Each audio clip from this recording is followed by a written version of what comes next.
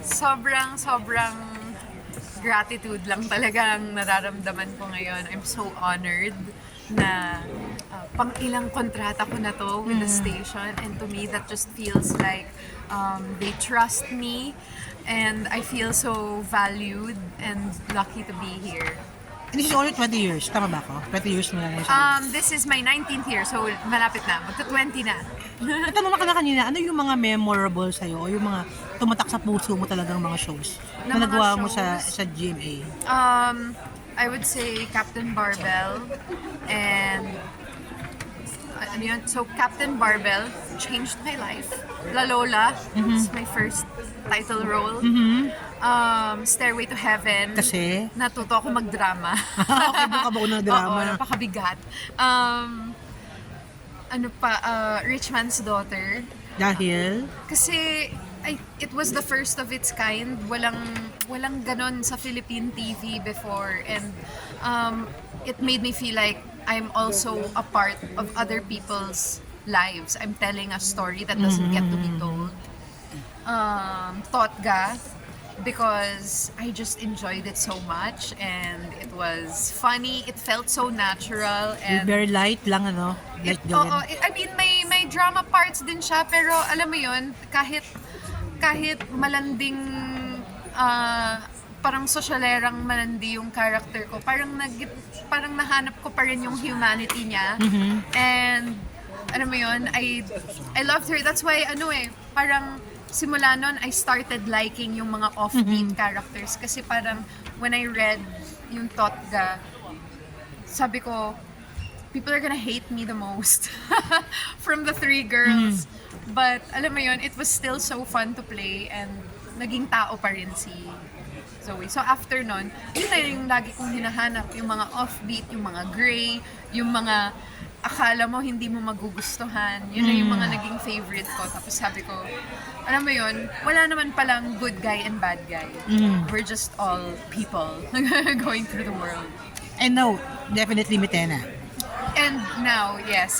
So, of course, Royal Blood pa. After that, Pulang Araw was also really Na magaling ka rin memorable. doon, no? One day lang ako doon. Pero mahusay but ka doon, still. But, and then, now, Mitena. Mitena. Oo. Ano ang feeling mo ang Mitena is naging parang bukang bibig talaga? Parang isa ka sa bida talaga dun sa Sangre, tinaabangan yung karakter mo doon. I mean, there's something about Mitena talaga that is so memeable. And I'm so grateful for that.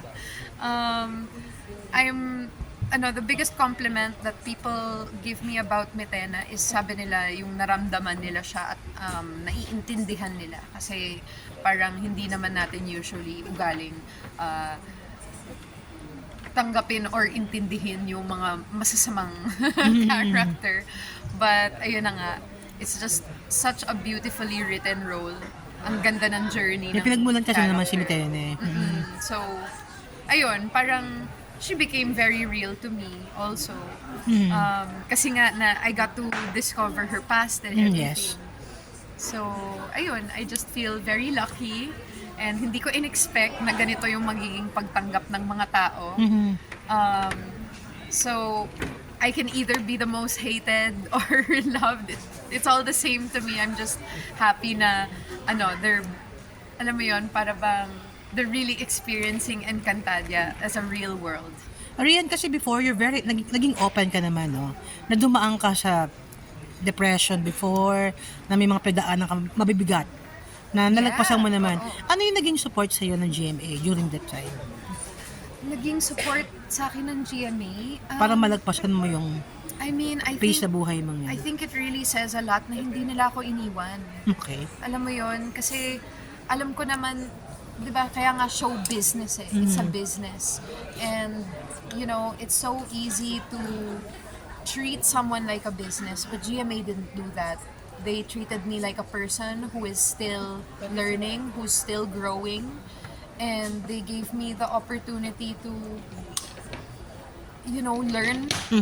learn from my life experiences and grow and be better. And so parang for me, since the station was so accepting of me at my worst times, I owe them all of my best.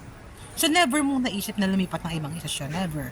Never, Ever enter your mind, do it? No, kasi parang, alam mo yun, it's not me it's not me being loyal to the way I see my life and my career. The way when I look back, they were loyal to me this whole time. Okay, right. And you know, there's nothing that could replace that. Yeah, right.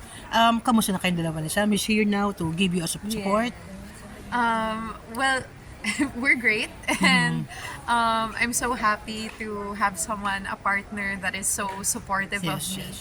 As you can see naman, the people here are the ones that are invested in my career. Of course, it's my management, Rachel, my handler, my manager, Michael Uykoko.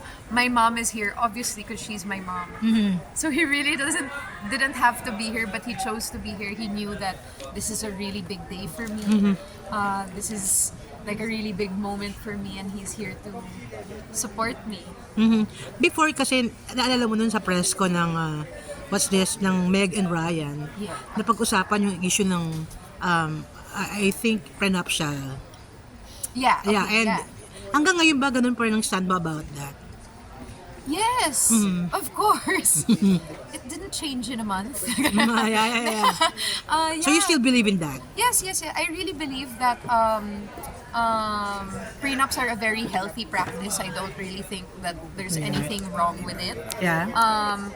I intend, like, ever since I intend to do that, because alam mo yun, if it's a partnership between, you know, two people, in the same way that I had a contract Yes, signing yes. today, it's a partnership with me and this station, and these are the terms of our, it should be us na nag-uusap about it, hindi yung contract na parang ginawa Okay. for someone else how many years ago, like 200 years ago. Dapat kami yung nag-uusap about it, kami yung maglilay ng terms ng sarili naming agreement. Kasi may mga babae na offend pag ganyan eh. Pag may mga prenuptial, parang na-hurt yung feelings nila dahil ang tingin sa kanila materialistic, whatsoever. What is your reaction on that? No, it's okay, just write in the prenup that it's all yours. Tama naman. Tama. Hindi naman it doesn't, I mean, kasi yung concept ng prenup Tama. is that means you get nothing. That's not what a prenup does. It just, basically, it's just the terms of your agreement. Yun lang yun. Hindi naman. Oo, you can have any kind of, I mean, kayo naman yung mag-uusap kung ano yung, you know, Kasi ano yung people agreement thought, na yun. pag prenuptial, tama ba ako? Lahat ng kinita mo ng dalaga ka sa'yo, same thing pag lalaki, lahat ng pera niya mula nung binata siya ay kanya. At mag-share lang kayo kung ano yung kikitain niyo pag nagpakasal na kayo. Oo, pero lahat ng utang niya sa'yo din. Sige ka. Oo nga, tama nga naman. utang. Dapat yung utang niya na binata siya, kanya. Tama ba ako? Tama naman, di ba? Tama. Oo, share kayo sa lahat. Oo nga. Pati sa problema. Oo nga. Well, gano'n naman talaga ang marriage, I guess. That's also a definition. And you're very open naman, sabi mo nga, hindi pa nakikita yung sarili mo, hindi pa napag-uusapan, pero you still don't see any definite date for that. Yes, wala pa. Wala pa kaming date or plan. But, I mean, you know, he's talking to my mom right now. Who Yun na knows nga what eh. they're talking about? Ayun na nga, paano kinakausap Maybe ng they're- nanay mo at nag-uupo, eto wala about that. Maybe, malap na. Oo, yeah. Maybe hindi. Oo, pwedeng gano'n naman din. Anything naman, I mean, the thing is, I've really learned already not to, like, super make plans about my life. Tinatanggap ko lang kung ano yung dinadala sa akin ng buhay at ni Tama Lord, naman kung yan. ano yung gusto niya sa akin. Kasi napansin ko, pag ako yung gumagawa ng plano, medyo hindi... Sumasablay minsan Oo, ba? medyo sumasablay eh. Pero pag tinatanggap ko lang kung ano yung gusto sa akin ni Lord, kung ano, it's always the best. Like, you know, this showbiz was not my plan. That was God. Ah, yeah. And yung career pathing ko, this is not my plan. I didn't say, GMA, can you give me, you know, This role, this a ganyan. Margaret Royales in Royal Blood, or can you give me a Mitena in... This is, lahat is, wala akong kinalaman sa plano, and it's always the best outcome. Okay, last na lang. Kailangan na? Okay. Question lang, what makes it special to be a couple after a long period of time? After a long period of time, napansin ko kasi na through the years, they've just been giving me non-stop pabigat ng pabigat. Yung mga And- roles. Oo, meatier and meatier. Hindi ako, alam mo yon na nauubusan ng gagawin at natututunan. Lagi ako may first. As in, every year, may bago na naman akong first time. So, for me, I'm just honored to still be a Kapuso because I can see na para bang yung trust din nila sa akin nag-grow. Parang dun ko siya binabase sa kung anong klaseng roles yung binibigay sa akin eh. So, ayun, parang nafe-feel ko talaga yung pagtiwala ng network. I'm so honored. Nakita ko naman din yung attendance today, di ba? Present sila lahat, ano? These are all the faces that you will only see at GMA Anniversary or GMA Gala. And yet, they're here this morning for me. And, you know, I really feel like this station is my family and I'm going to do everything to give the Kapuso audience the absolute best of me. Right. Do you still see yourself like 5 years from now? Nakapuso tayo. Yes, because my contract's 5 years. Hindi. Ilang years yung contact mo? 5 years? 4 and something. Parang ganun. Parang 5 years nga. So yeah. 2030. Actually, I see myself in 5 years with you guys signing the new one. Kasi Kasi it's due. yeah. Bali pang ilang renewal mo na siya? Sorry. Pang ilang renewal? Oh my God, 10 good times question. daw. 10, 20 times. Parang 5 or 6. Parang Wow, ganun. tagal na I'm not pala. sure. Okay? Okay na. Masunurin kami. Thank you. Pahabol lang. In almost 20 years sa industry, mayroon ka pa bang gustong gawin? Or mga Dream roles? Oh, yeah.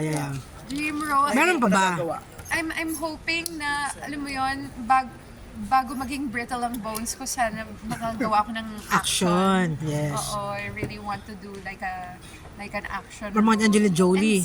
Huh? Angelina Jolie. Mga Yeah, I love a good comedy love story. So I feel like something like Mr. and Mrs. Smith is like a dream for me. Ah, yeah. Okay. Maraming salamat sa'yo. Thank you.